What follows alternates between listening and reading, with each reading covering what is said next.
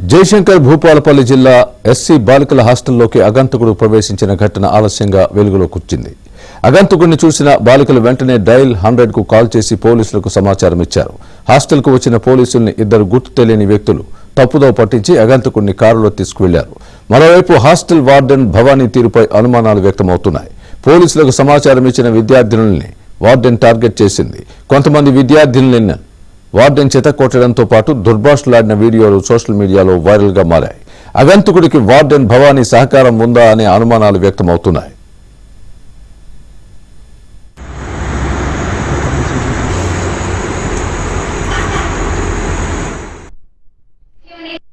ఈరోజు ఆ విద్యార్థిని ఇష్టానుసారంగా కొడితే ఒక 2 డేస్ ఆ అమ్మాయి లేవలేని పరిస్థితిలో ఈరోజు మొత్తానికి తట్టాపుట్ట చదువుకొని ఇంటికి పోవడం జరిగింది.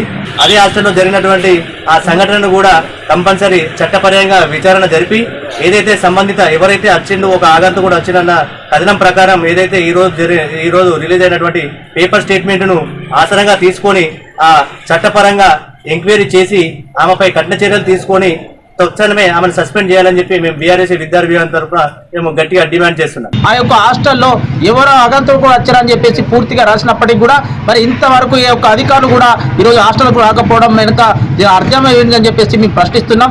వెంటనే ఈ యొక్క వార్డెన్ని సస్పెండ్ చేయాలి, విద్యార్థులకు న్యాయం చేయాలి. ఆ యొక్క హాస్టల్కు సంబంధించినటువంటి బోర్డు కూడా లేనటువంటి పరిస్థితి, కనీస జాగ్రత్తలు కూడా తీసుకోకపోవడం చాలా సిగ్గుచేటైన విషయం. అధికారులు ఏం చేస్తున్నారు?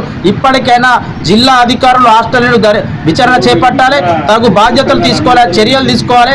అదేవిధంగా ఆ యొక్క వార్డెన్ని సస్పెండ్ చేయాలని చెప్పేసి అఖిల భారత విద్యార్థి సమైక్య ఏఐఎస్ఎఫ్ రాష్ట్ర కమిటీ తరఫున మేము డిమాండ్ చేస్తున్నాం.